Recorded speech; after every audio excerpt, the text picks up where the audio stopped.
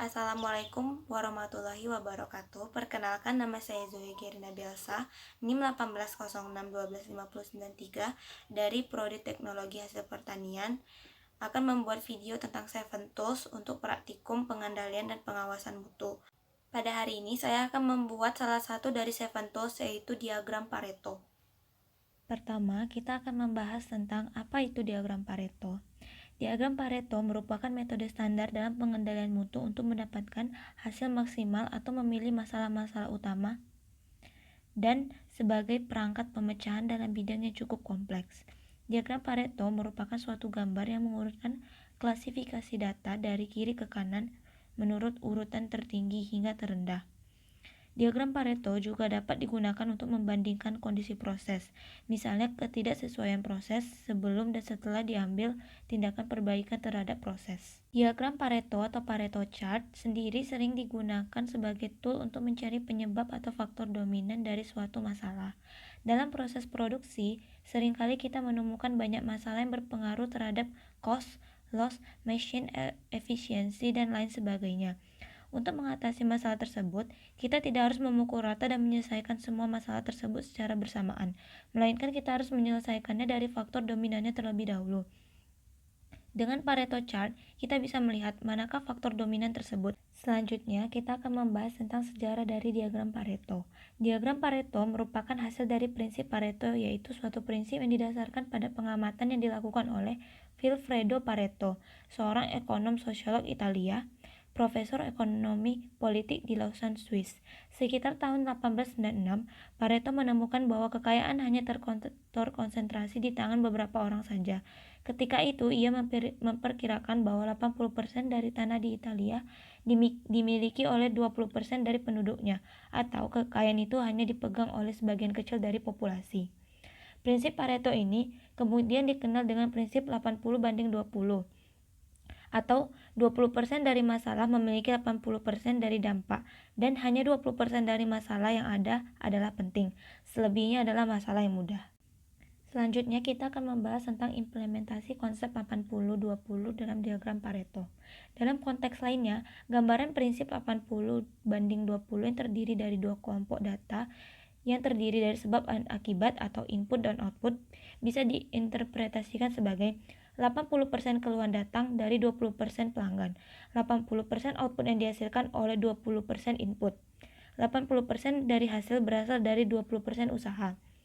80% aktivitas akan membutuhkan 20% dari sumber daya. 80% dari kesulitan dalam mencapai sesuatu terletak pada 20% dari tantangan. 80% dari pendapatan berasal dari 20% pelanggan. 80% masalah datang dari 20% penyebab. 80% dari keuntungan berasal dari 20% berbagai produk. Nah, kapan sih diagram Pareto ini dipergunakan? Diagram Pareto ini dipergunakan saat pertama, menganalisis data tentang frekuensi masalah atau penyebab dalam suatu proses. Yang kedua, ingin fokus pada masalah atau penyebab yang paling signifikan dari sekian banyak masalah atau penyebab.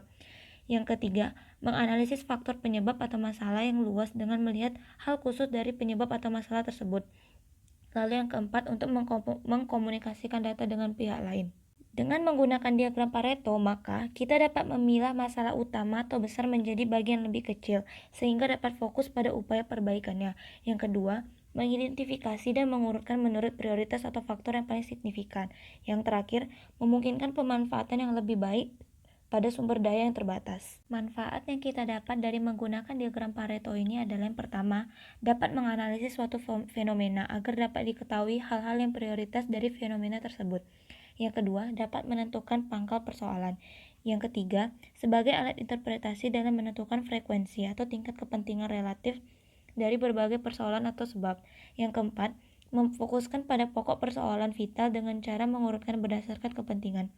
Yang kelima, menunjukkan hasil dari perbaikan. Lalu yang terakhir, menyusun dan menjadi informasi yang berguna. Baiklah, saya akan menjelaskan tentang tutorial membuat diagram Pareto. Yang pertama, kita harus menginput datanya ke Excel yang berisi jenis ketidaksesuaian dan frekuensi. Lalu kita blok semuanya. Lalu kita klik Sort and Filter. Lalu kita klik Custom Sort. Lalu kita klik frekuensi di Sort By. Lalu di sini kita klik Large to Smallest. Lalu kita klik OK. Selanjutnya kita klik frekuensi kumulatif. Lalu kita masukkan rumus sama dengan yang di samping ini 83. Lalu kita klik enter. Untuk selanjutnya kita tetap masukkan rumus dengan mengklik 83 di sini dan di samping ini. Lalu kita klik enter. Lalu kita bisa sort ke bawah. Di akhir kolom frekuensi kita masukkan rumus sum seperti ini dari bawah hingga akhir. Jumlah frekuensi kumulatif dinilai benar apabila nilainya sama dengan jumlah frekuensi. Lalu di samping ini kita klik persentase kumulatif. Lalu kita masukkan rumus dengan mengklik 83, lalu bagi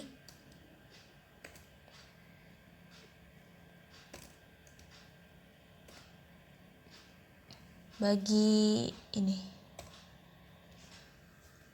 Kita bagi dengan jumlah frekuensi, lalu kita klik enter. Lalu kita klik hingga ke bawah. Kita sudah melihat hasil persentase kumulatifnya. Kita akan membuat diagramnya. Yang pertama kita klik insert, lalu kita klik kolom. Kita pilih yang clustered column, yaitu di kolom pertama yang di 2D column. Kita klik select data. Setelah kita mengklik select data, kita memblok jenis ketidaksesuaian dan frekuensi. Setelah itu kita beri tanda titik koma, lalu kita blok persentase kumulatif. Lalu kita klik OK. Setelah ini kita klik di bagian yang warna merah, lalu kita klik change series chart type. Lalu kita klik line, lalu kita klik yang bagian nomor 5 yaitu stack line with markers. Lalu kita klik OK.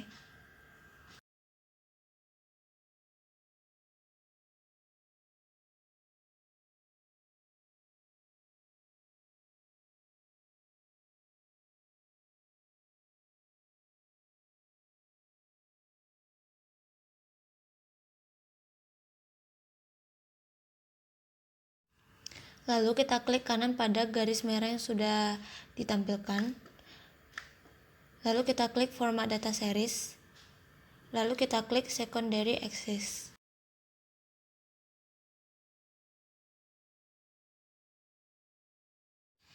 Setelah itu kita klik di angka 0% sampai 120% ini. Lalu kita klik kanan. Lalu kita pilih format axis. Lalu kita klik axis option. Lalu di axis option ini di bagian maksimum kita pindahkan ke fix. Lalu kita ubah angka dari 1,2 menjadi 1. Lalu kita klik close. Diagram Pareto yang sudah selesai kita buat dapat kita edit. Di sini saya akan memperbesar ukurannya sedikit.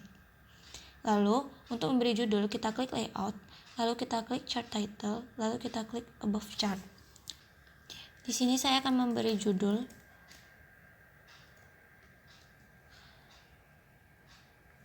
pengendalian kualitas jagung pipil.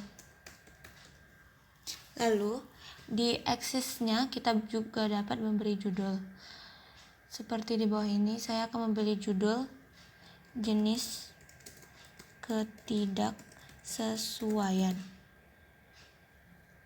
Lalu untuk di vertikalnya kita beri judul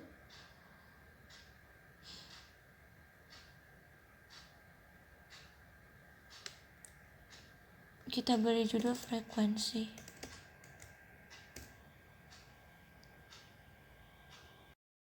Lalu untuk primary vertical axis title-nya kita bisa klik yang horizontal title, lalu kita beri title dengan frekuensi. Untuk memperjelas kita melihat diagram batang dan diagram barisnya, kita bisa membeli label pada kedua diagram ini dengan cara mengklik terlebih dahulu diagramnya, lalu kita klik data labels, lalu kita bisa memilih dari pilihan ini. Untuk diagram titik atau diagram barisnya kita juga mengklik dengan hal yang sama. Kita klik data label, lalu kita bisa milih apa yang kita mau. Setelah kita mendapatkan hasil diagram Pareto seperti gambar tadi, kita harus menarik kesimpulan.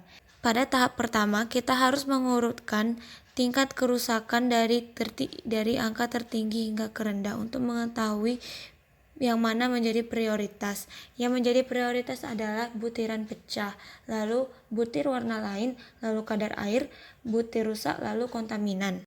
Prinsip dari diagram Pareto ini adalah di mana sebuah grup memiliki presentasi terkecil sebesar 20%, di mana bernilai 80%. Jadi, beberapa grup yang memiliki presentasi terkecil sebesar 20% itu, apabila diselesaikan atau tidak diselesaikan, maka akan berdampak sebesar 80% terhadap produksi produk tersebut. Nah, bagaimana cara kita melihat 20% dan 80% tersebut? Dapat kita lihat pada 5 diagram batang yang ada pada diagram Pareto ini. Kita lihat mana diagram batang yang bersentuhan dengan diagram garis. Pada diagram Pareto, untuk pengendalian kualitas jagung pipil, diagram batang yang bersentuhan dengan diagram baris adalah pada jenis kecacatan butiran pecah. Kita dapat menarik kesimpulan bahwa butiran pecah adalah jenis kecacatan yang harus kita prioritaskan terlebih dahulu. Apabila kita tidak memprioritaskan kerusakan ini, maka akan berpengaruh pada produksi jagung pipil yang dihasilkan. Sekian video dari saya. Apabila ada kesalahan dalam perkataan dan kekurangan dalam pembuatan video ini, saya mohon maaf. Semoga video ini dapat bermanfaat. Saya akhiri dengan wassalamualaikum warahmatullahi wabarakatuh.